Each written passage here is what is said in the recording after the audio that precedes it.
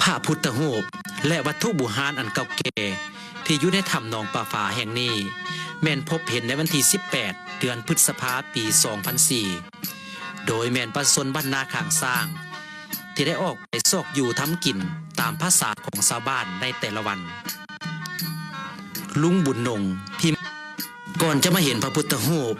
ลุงบุญนงได้เล่าว่าในแต่ละวันตนเองได้ออกไปซอกหากินตามธรรมชาติ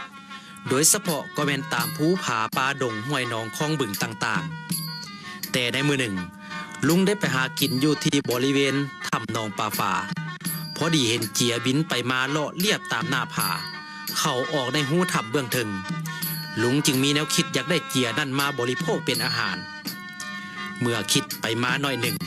ก็เลยแนมเห็นเครือไม้แสนพันที่กอดเกี่ยวกกไม้ล้ามอยู่ตามหน้าผาจึงตัดสินใจลองเบิ่งโดยจับจองเครือไม้นั้นขึ้นพอถึงหูถ้ำสั้นเทิงลุงนงจึงส่องเข้าไปทางในหูจึงเห็นว่าเป็นถ้ำกว้างใหญ่เมื่อแนมไปมาในถ้ำนั้นจึงเห็นแบบสิ่งผิดปกติลุงจึงตกใจอย่างแหงว่าแม่นอย่างแท้เมื่อเป็นเช่นนั้นแล้วจึงกลับลงมาเพื่อเมื่อบอกชาวบ้านจากนั้นบรรดานายบ้านเฒ่าแก่แนวโฮมจึงได้พร้อมพากันขึ้นไปเบิ่งแต่ก็ขึ้นไปตามเครือไม้ที่ลุงนงขึ้นทำอิฐนั้นพอพาขึ้นไปฮอดอุโมงค์ถ้ำจึงรู้ว่าถ้ำแห่งนี้กว้างโถสะอาดสวยงามเมื่อเอาไฟฉายเยื้องกวดเข้าไปมาจึงเห็นว่ามีแต่พระพุทธรูปน้อยใหญ่พร้อมสิ่งของวัตถุโบราณที่เก่าแก่ยังใหญ่อยู่อย่างหลงหลายในหูถ้ำแห่งนี้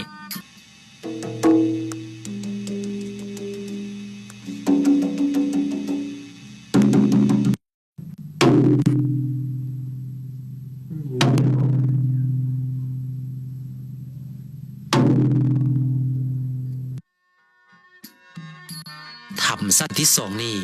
ยาวเข้าไปทางในจนสุดหูถ้ำแม่นมีถึง137เมตรกว้างบางบอน5เมตรบางบอน10เมตรนอกจากความสวยงามของธรรมชาติภายในถ้ำนี้แล้วอันที่ลึกลับมหัศจรรย์นั้นคือถ้ำแห่งนี้ได้มีพระพุทธรูปน้อยใหญ่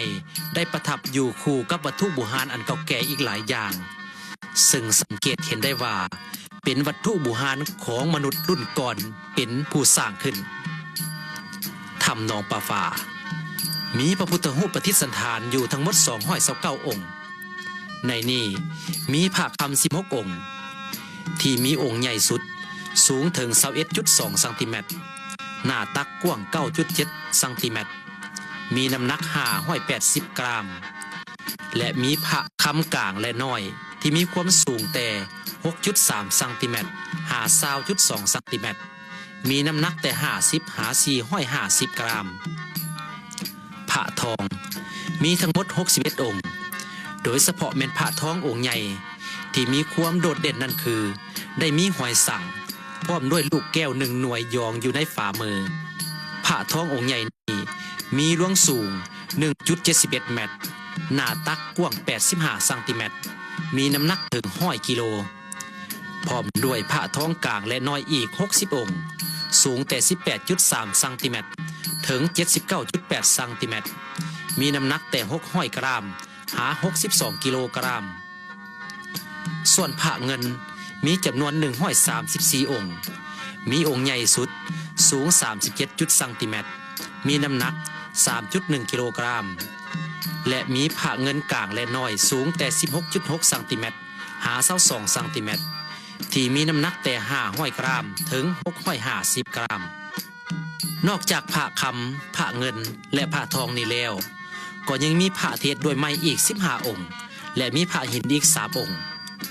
ในจำนวนพระทั้งหมดแต่ละองค์แม้นมีความแตกต่างกันตามการประดิษฐ์สร้างของมวลมนุษย์ในสมัยก่อนบางองค์ก็แตกหักตามอายุสังขารของกาลเวลาในจำนวนพระ229องค์นี้ส่วนหลายแม่นพระปางสนะมารที่มีมือเบื้องซ้ายวางใส่ตักและเบื้องขวาแม่นปงไว้ที่หัวเขาแต่สิ่งที่สวยงามอีกอันหนึ่งแบบบ่เคยเห็นมาก่อนนั่นก็คือแท่นตั้งพระบางแท่นเป็นไม้แต่ส่วนหลายแม่นติดกับพระ แต่ละแทนแม่นอยากค่ายคือกันเป็นลักษณะแอวขันแต่สูงเป็นขั้นขึ้นไปบางแทนแม่นสูงกว่าพระประทับอยู่ก็มีแต่ในบริเวณที่พระพุทธรูปประทับอยู่นั้นเป็นลักษณะทอนกลมยาวคดโค้งโงเงเป็นตามลวดลายของการประดิษฐ์ขึ้น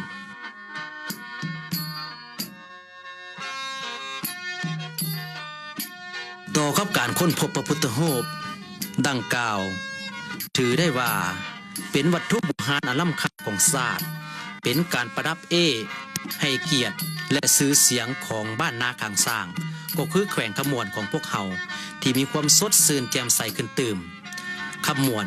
ก็เป็นดินแดนอริยธรรมอีกแห่งหนึ่งของประเทศวัฒนธรรมแม่นมนุษย์เป็นผู้สร้างขึ้น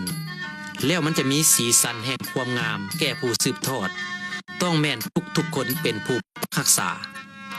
นี่ก็คือหลักฐานหนึ่งทางด้านวัฒนธรรมที่ยั่งยืนถึงประวัติศาสตร์นั่นก็คือพระพุทธรูปที่ค้นพบ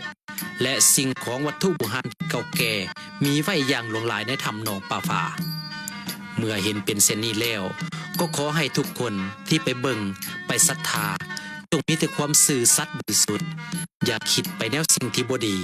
อย่าคิดโลภมากโลภาเพราะพระพุทธรูปและวัตถุโบราณอยู่ถ้ำแห่งนี้แม่นทรัพย์สมบัติของปวงชนทั้งชาติ